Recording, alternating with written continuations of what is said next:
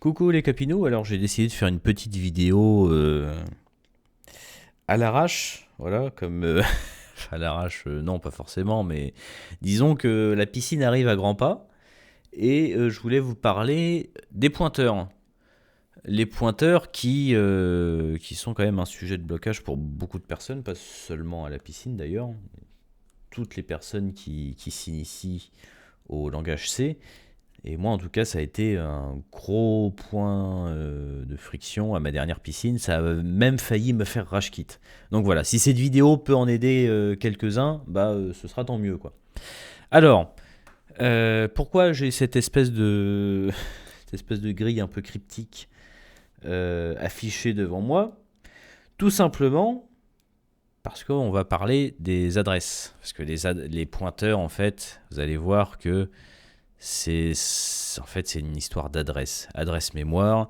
Chaque case que vous voyez ici, c'est une case dans la mémoire de l'ordinateur. Il y en a des millions, je crois, voire même plus. Mais on va se limiter à... alors du coup, là, ça fait combien? Ça fait 16 cases, voilà. On va se limiter à 16 cases. Et du coup, chaque adresse... Alors vous voyez que j'ai déjà un peu pré-rempli ça. Chaque case a une adresse, par exemple 0x1, 0x2, 0x3, 0x4, etc. Pourquoi 0x? Parce que c'est comme ça qu'on représente les adresses mémoire, en fait, tout simplement. Et qu'est-ce qui se passe quand on fait une déclaration de variable? Donc, qu'on fasse une déclaration, alors parce que je vous rappelle qu'à 42, on est obligé de faire... Par exemple, on ne pourrait pas faire A égale INTA égale 42, on serait obligé de faire INTA et en dessous A égale 42. C'est un peu relou, donc pour la démonstration, on va tout grouper, on va faire déclaration et assignation. Voilà, donc d'une pierre deux coups.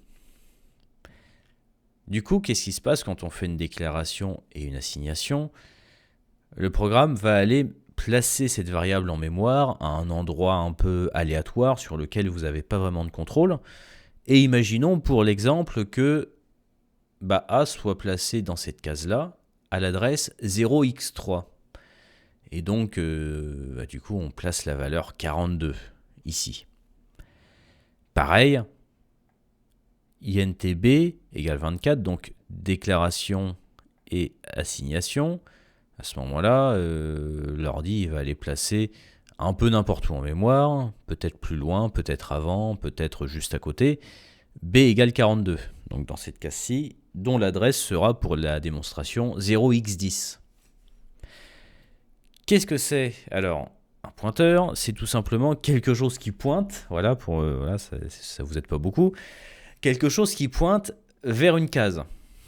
Alors, première chose, c'est que pourquoi les pointeurs, c'est un sujet un peu confus pour beaucoup de monde, c'est que ça nous introduit à trois symboles un peu ambigus. C'est que ces symboles, tout simplement, alors il y en a trois. Il y a le « et ». Alors je viens d'apprendre qu'en français, on appelle ça une esperluette. Mais je vais le dire plutôt à l'américaine, je vais dire ampersand, parce que je ne me vois pas dire esperluette à la piscine, voilà. Sauf si vous voulez vous faire taper. Hein. Non, personne ne tape personne à la piscine, rassurez-vous. J'espère en tout cas. Et il y a aussi le symbole astérisque, ou alors étoile, ou alors star. Des fois, quand on parle de code à haute voix, on dit star pour aller plus vite. Et il y a un troisième symbole qui est astérisque, ou l'étoile, ou alors quand on parle vite de code à l'oral, on dit star. Alors oui, non, je ne suis pas devenu fou, ces deux symboles sont bien les mêmes. Sauf en C.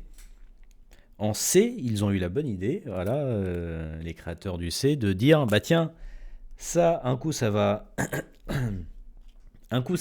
vouloir dire quelque chose, et un coup ça va vouloir dire autre chose. Et c'est ça, je pense, qui paume beaucoup de personnes, moi y compris, en ce qui concerne les pointeurs. Alors, première chose, comment récupérer... Alors, je vais vous poser une question. Comment récupérer l'adresse de cette case? L'adresse de cette case, je vous rappelle que c'est ça. C'est 0x3, pour l'exemple. on utilise le « et ». Et on utilise le « et » comment? Alors, attendez, je vais tout vous réécrire petit à petit, parce que sinon, de voir un gros bloc de code parfois écrit sur l'écran, personnellement, moi, ça m'aide pas beaucoup. Je préfère quand la personne écrit petit à petit. Alors, comment récupérer, par exemple, cette adresse-là? Tout simplement, donc le « et », le ampersand, et la variable, puisque dans cette case, c'est la variable A qui est stockée. Donc je récupère l'adresse de cette case avec le ampersand. Cette adresse, c'est bien beau, mais bon, j'en fais quoi, vous allez me dire? Bah, je la stocke dans un pointeur, tout simplement.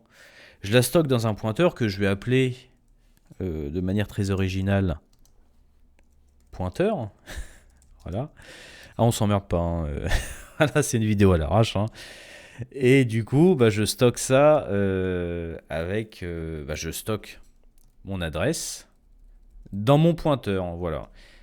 Alors là, en l'occurrence, l'étoile sert à dire au programme « je veux un pointeur ». Voilà, rien de plus. Donne-moi un pointeur. Alors en l'occurrence, c'est un pointeur vers int, parce que, grosso modo, alors c'est une simplification, mais vous allez toujours être obligé de préciser le type de pointeur que vous voulez stocker. Alors c'est pas forcément vrai, mais bon, pour le début, on va dire que c'est comme ça. Alors du coup, je vais faire pointeur 1, parce que je vais vouloir faire un deuxième pointeur pour la démonstration, qui va être pointeur 2, de manière très originale encore, qui va stocker l'adresse de B. Oui, parce que vous avez vu que j'ai déclaré et assigné une autre variable qui s'appelle B, et le B, le programme a décidé de me le mettre dans une autre case. Voilà, totalement arbitrairement. Enfin, pas arbitrairement, mais grosso modo, vous n'avez pas de contrôle là-dessus. Donc du coup, vous stockez dans la case à l'adresse 0x10, vous stockez B qui vaut du coup, c'est pas 42, c'est 24. Faut pas que je me plante, voilà. C'est déjà assez compliqué comme ça. Hop, donc voilà. Donc, dans cette case-là, j'ai la valeur 44. Et du coup, pour avoir une représentation un peu plus sympa, j'ai mon pointeur, donc on va dire int pour faire les choses bien, pointeur 1 qui pointe. Il va pointer où? Il va pointer tout simplement, comme son nom l'indique, vers cette case-là. J'ai pointeur, alors je vais abrévier, faire PTR, on n'a pas toute la nuit. PTR2 du coup, qui va pointer, où ça? Vers cette case-là. Et c'est tout en fait, voilà. C'est tout simplement ça, les pointeurs. Et pour le point un peu délicat, je vais vous montrer grâce à la fonction printf, dont on n'a pas le droit de se servir à la piscine non plus, mais bon, vous le direz pas. Donc du coup, on va vouloir afficher un entier, donc avec printf, c'est %d. Alors, je vais déjà vous faire la démonstration. Voilà, si je veux afficher A, qu'est-ce que ça m'affiche? Je compile.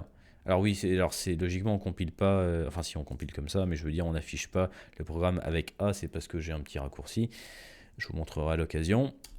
Voilà, donc A va, ça va m'afficher 42 tout simplement, puisque j'affiche l'entier. J'affiche l'entier A. Si j'affiche l'entier B, ça va m'afficher 24. Comment est-ce que je pourrais faire, par exemple? Imaginez que, je ne sais pas, pour une raison ou pour une autre, je ne sais pas du tout quels sont les noms de ces variables, je connais juste l'adresse des cases où elles sont stockées. Alors c'est un exemple très très con, je vous le concède. J'aimerais bien afficher du coup via le pointeur, puisque je sais que mon pointeur il pointe vers cette case. Doit bien y avoir un moyen d'aller à cet endroit-là. C'est comme si vous me donniez votre adresse, grosso modo. Votre adresse c'est 0x3 et que vous me disiez tiens, rentre chez moi, dis-moi ce qu'il y a sur l'enveloppe sur la table. En l'occurrence c'est 42. Je connais l'adresse, logiquement je peux y aller. Là c'est pareil, j'ai un pointeur qui a déjà l'adresse. Je peux y aller. Comment je peux y aller? Tout simplement, c'est avec étoile, pointeur 1. Alors, là où ça peut être un peu confus, justement, c'est que c'est là où on attaque la double signification des étoiles. Quand je fais une déclaration, donc déclaration, assignation, quand je fais une déclaration, l'étoile signifie tout simplement je veux un pointeur. On dit au programme donne-moi un pointeur, voilà, j'en fais ce que j'en veux après, mais donne-moi un pointeur. Voilà. Après, plus loin dans le code, quand on réutilise ce pointeur, enfin, quand on réutilise ce pointeur avec l'étoile, la signification est différente. Ça nous dit révèle ce qu'il y a à cet endroit-là. Donc ça, c'est l'adresse. Le pointeur 1 contient l'adresse. Et avec l'étoile juste devant, je dis l'adresse ne m'intéresse pas, va simplement là et dis-moi ce qu'il y a dans cette case. Et en l'occurrence, c'est 42. Ce qu'on appelle le déréférencement. Voilà. Ça, c'est le symbole de déréférencement, du coup. Pas là, hein. Là, c'est juste le symbole qui veut dire donne-moi un pointeur. C'est après où ça devient un symbole de déréférencement. Voilà. J'espère que c'est pas trop compliqué. D'ailleurs, pour vous montrer que c'est le cas, voilà. Je suis bien allé. Alors, j'ai pas du tout mis A, hein, d'ailleurs, vous remarquerez là. J'ai juste mis le pointeur avec le symbole de déréférencement et il m'a dit, bah, en effet. Alors, il m'a dit, en effet, il y a 42 ici. Alors, comme vous êtes curieux, vous allez vous demander, qu'est-ce qui se passe si je mets pas le symbole de déréférencement, si je mets pas l'étoile? Ben, on va voir. Ah, déjà, le compilateur est pas content. Ça me dit, grosso modo, le format, alors pourcentage D, qui est utilisé avec printf pour afficher les entiers, attend un argument de type entier. C'est logique. Mais ton argument 2 a le type pointeur vers un entier. Alors, en effet, parce que, du coup, là, je lui demande d'afficher une adresse. Voilà, je lui demande d'afficher une adresse, l'adresse qui est en 0x, etc. Et lui, il dit, bah, je ne peux pas l'afficher avec ça. On peut l'afficher avec %p, voilà, c'est P pour pointeur, hein, la vie est bien faite. Et du coup, ça nous dit que, à cette adresse-là, en fait, c'est pas 0x3, je vous ai menti, hein, par simplification, c'est 0x7 FFF E5 F7 A5 c'est 0. Bon, c'est plus simple de dire 0x3. Donc voilà, c'est petite démonstration pour vous montrer que, du coup, le pointeur contient bien l'adresse de cette case. Alors, double démonstration, on va recommencer. Alors, je le fais comme ça parce qu'en fait, à chaque fois, à chaque exécution du programme, les adresses changent. Forcément, un programme s'exécute parmi d'autres programmes. Quand vous demandez grosso modo à l'ordi de stocker quelque chose en mémoire, ce ne sera pas dans la même case. Du coup, là, ce que je vais faire, je vais afficher l'adresse d'où est la variable A, du coup, l'adresse de la case où est la variable A. Et vous allez voir que c'est exactement la même chose. Voilà, c'est pour un peu solidifier le point. Vous allez voir que c'est exactement la même chose, puisque là, j'affiche mon pointeur qui contient l'adresse de cette case. Et là, j'affiche directement, donc avec cette ligne-là, l'adresse de cette case, en fait. Voilà, je ne passe pas par un pointeur. Donc, c'est vraiment tout est une histoire d'adresse. Et alors, petit point bonus, j'espère juste que ça va pas vous perdre, parce que c'est vrai que c'est déjà assez compliqué comme ça, mais petit point bonus, c'est que je peux afficher par contre l'adresse du pointeur, comme ça, voilà. Et vous allez voir que cette fois, ce ne sera pas la même chose. Vous allez voir que là, c'est l'adresse en effet de cette case-là, via le pointeur. Là, c'est aussi l'adresse de cette case-là. Je n'ai pas utilisé de pointeur, j'ai tout simplement été chercher quelle est l'adresse à cette case. Et là, c'est une adresse différente. Pourquoi? Parce que, tout simplement, ce pointeur-là, il existe en mémoire, il est stocké quelque part, il est stocké dans une autre case en fait, tout simplement. Et d'ailleurs, c'est un peu illogique de le représenter en dehors du tableau, puisque, bah, tout simplement, ce pointeur, il existe quelque part par là. Voilà. Attendez, plutôt comme ça. Il existe quelque part par là. Pointeur 1. Et il a lui-même une adresse. 0x16. Cette adresse qui est ici, quoi. Et donc, du coup, mais ça n'empêche pas que ce pointeur, du coup, il pointe quand même ici. Mais voilà, il a sa propre adresse, il a le droit d'exister lui aussi, il n'est pas SDF, il a son adresse postale. Voilà. Donc c'est à peu près tout pour les pointeurs. J'espère que c'était pas trop long ou trop confus. Dites-moi en tout cas si ça vous a aidé, ou enfin voilà, n'hésitez pas à poser des questions aussi sur Discord. Voilà, on est là pour discuter puis pour réviser un peu ensemble. Voilà, voilà.